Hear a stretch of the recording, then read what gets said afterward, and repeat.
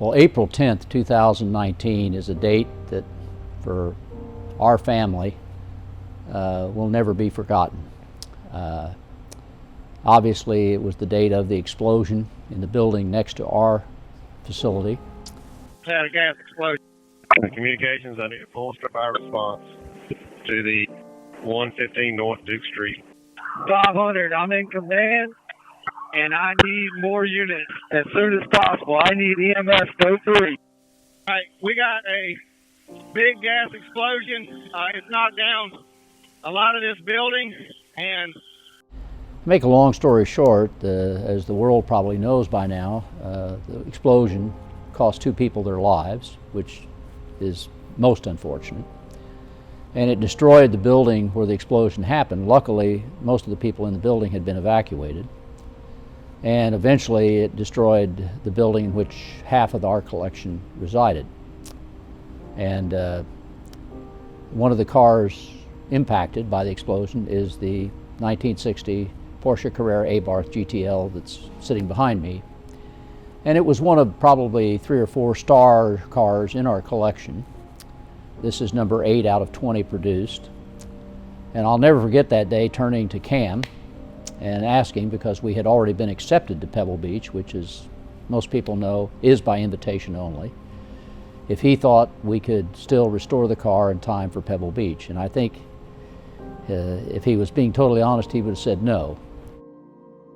In many ways, this year has been an emotional year. The morning of the gas explosion, we actually were going down to the collection to pick up the Abarth, and we were going to collect it to do the work for Pebble Beach that was on the calendar.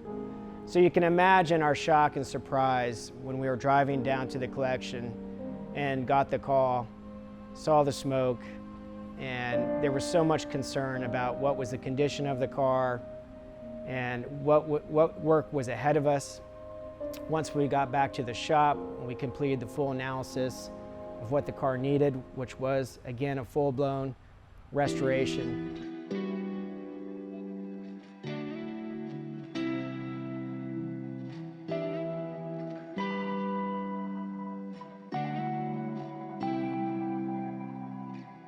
Fortunately, we were very, very lucky that once we stripped the car down to bare metal, down to its competition alloy aluminum body, that's probably the nicest car that we've ever taken apart and actually taken down to bare metal. The chassis, the body, it is a virgin body, never crashed. The gentleman who originally raced it, his name was Carl Gunnar Hammerland.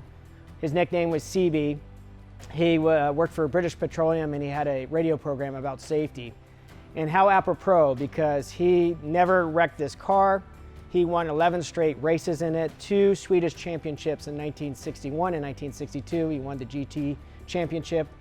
And the car, the condition of the car, the previous owners, the way they kept the car is a testament that it might possibly be the best Carrera Abarth in existence, and the fact that not one stitch of corrosion or accident damage to the vehicle. So it's actually been a laborious undertaking to restore our car in 4 months to this level, but also one of the most pleasant surprises and rewarding experiences that we've ever experienced at Road Scholars.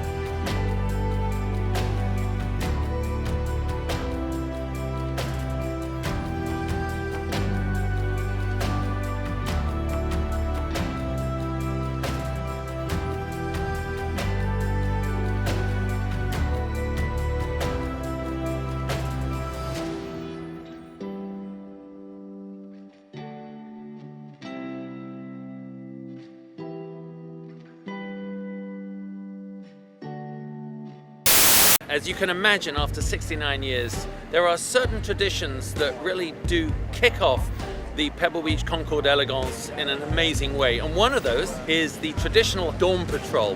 Round the corner here, in the dark. This beautiful little car is a 1960 Porsche Carrera Abarth GTL. Now at that time Porsche was sort of fully invested in its F1 program, but they needed to keep its GT cars, sort of sports cars, going. And so they commissioned Abarth to create this new body over a 356. It's all aluminium. I think in the end, we were so elated that the project was put on a truck, it was prepared for competition, and we felt very positive going in that the car was going to be competitive and that we'd done everything to make sure it was prepared for the day.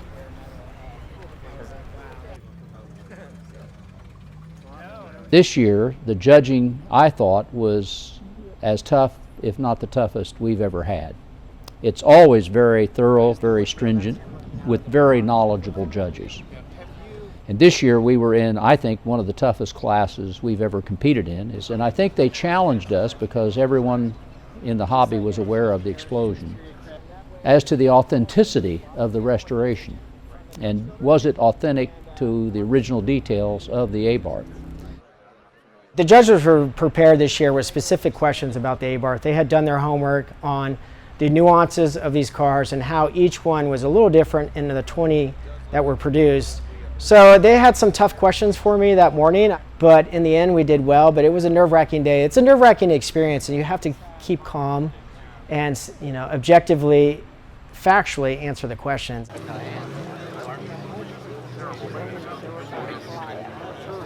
Such an emotional moment that you know that you've podiumed, and it's such a reward to know that the hard work is acknowledged.